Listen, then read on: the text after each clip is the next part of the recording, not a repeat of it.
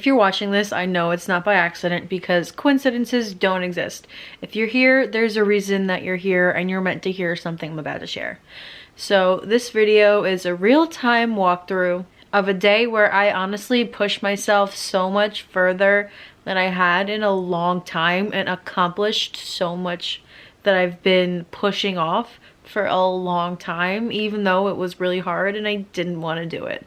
So I want to take you through the messy middle of rebuilding your life. So if you ever feel stuck or unmotivated, or if you feel like life keeps asking for way much more than you're capable of giving right now, that's why this video found you.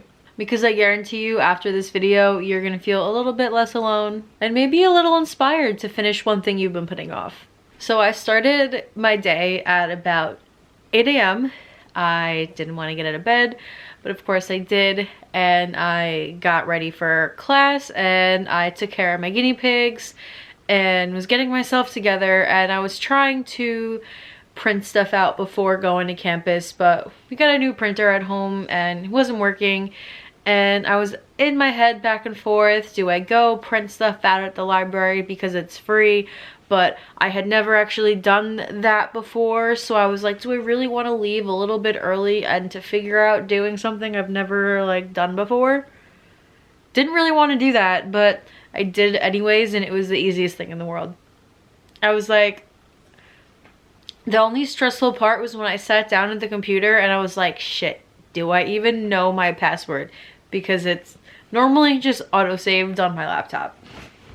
And I guessed it right on the first try, and then it was 1, 2, 3. Never gonna stress out about that again. So setting your tone for the day early on makes everything else feel so much better. When you start your day pushing yourself to do something that you didn't really want to do but is gonna benefit you, it just makes you think, what else can I do? So after class, I went to physical therapy because I started that this week. And then after that, I drove 45 minutes to pick up stuff that I've got on Facebook Marketplace that was free for the guinea pigs. And I'm driving out there, and such a beautiful, nice waterfront town. I might be working out there soon, and I was just thinking about the life that I want to live and thinking, okay, what is it going to take for me to get there? I was doing like a phone conversation with ChatGPT, and I was like, what do I need to do if I want to live like X, Y, and Z? If I want to live on the water or near the water and live comfortably and just be warm all the time. And I didn't really want to do the drive. It would have been really, really easy for me to just say, sorry, I can't, I don't feel good.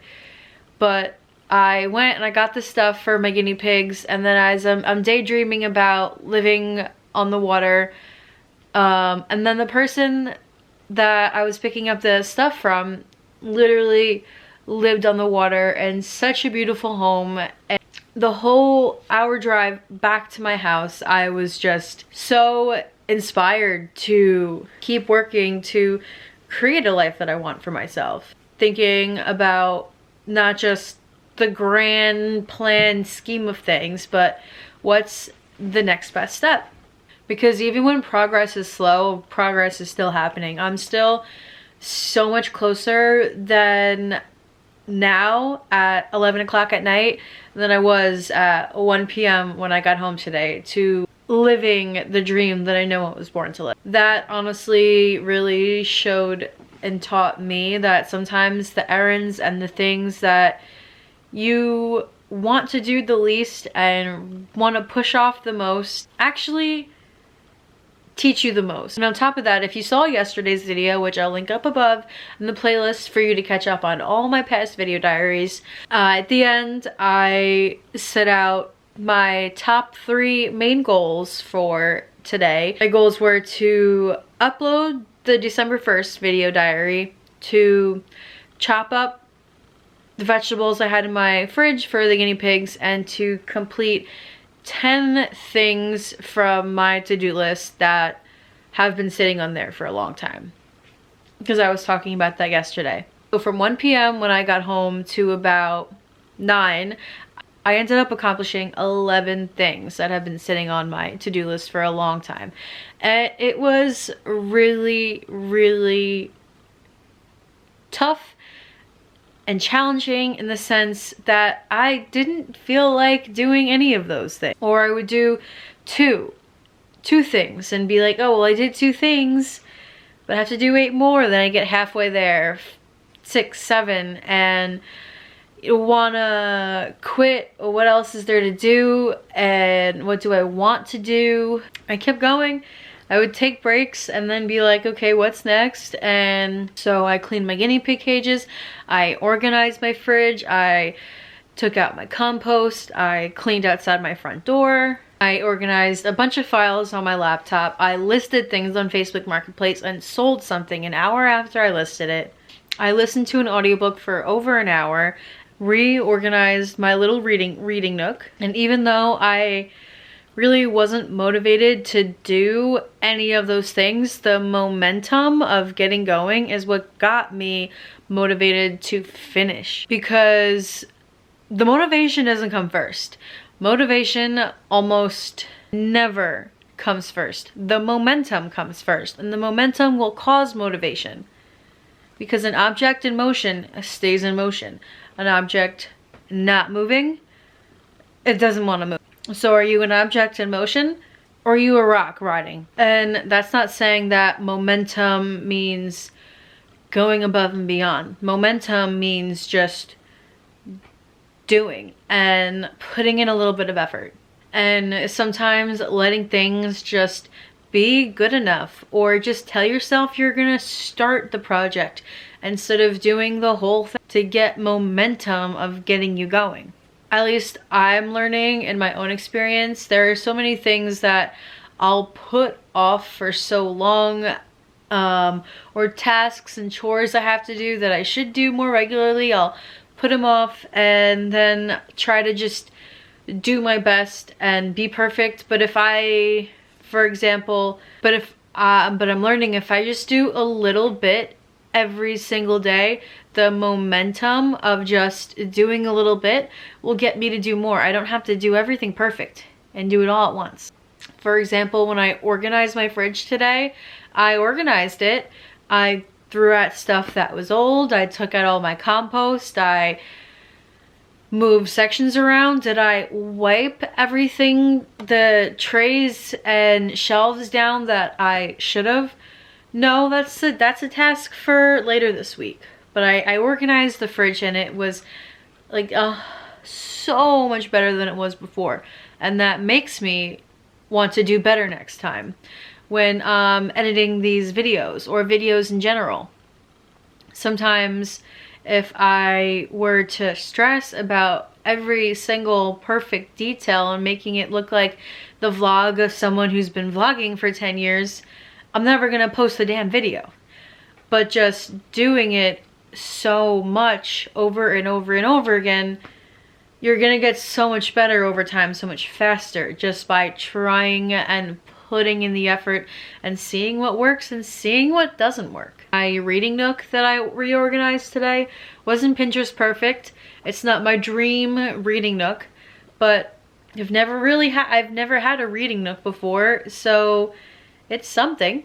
And it's gonna be more like me over time, the more I learn and come to terms with what I want and what makes me happy and what works for me. But if I didn't start, I never would have figured that out. And the thing that I did today that I've been putting off the longest is I physically printed out the 2025 bingo card that I made in the beginning of the year. I had screenshots, and at some point I had it on my phone as my lock screen, because every time I would turn my phone on, it would be a different lock screen. So I had my bingo card as one of them so I would see it, but I never actually printed the paper out. And then something happened where my lock screen got changed, that like whatever it wasn't doing that anymore. and I just never really thought about it too much because I knew like what was on it, but having it in my face makes it so much more likely for me to like want to do it. So even though we're into the second week of December, is it likely that I'm going to completely finish my bingo card? Probably not. I don't have any bingos right now. Will I get a bingo? I don't know. But I do want to take as much time as I can to try and get done as much as I can, just to see how much I can really do and prove to myself that when I put it in front of me, I'm more likely to do it. So I accomplish more and more and more in the future. Because your goals aren't anything if you're not keeping inventory and trying and working towards them. Just like knowledge isn't power. Knowledge doesn't do anything for you. It's when you do something with your knowledge and are curious about things in life that your knowledge benefits you. Your knowledge isn't gonna do anything or benefit you if you stay closed-minded and stuck and don't do anything. 9:45 tonight, after I finished my 11 tasks that were on my whiteboard that I had written. I wrote down stuff for tomorrow and to work through for the rest of the week, and I accepted one quick DoorDash order that was $6, so I made $6. So if you're still watching at this point, thank you so much for being here with me. I want you to comment down below what you're most proud of for accomplishing today. I'm most proud of taking so much off my to-do list that I've been avoiding for so long, because now I feel like I have space to strive for more. And I want to know what your top 3 goals for tomorrow are. Mine, I need to clean my closet floor because it's horrendous. I want to work on my laptop for about 4 hours, whether it be editing or other laptop work that I need to do. I think 4 hours is the perfect amount of time to get everything that I need to get done. And I also want to work out for 1 hour. So that's probably gonna be the whole day, but I know that it's 100% possible and doable. And I'm gonna end this video a little bit early because my head is killing me and I really want to close my eyes. So thank you so much for being here, and I can't wait to check with you guys tomorrow and see how your day went.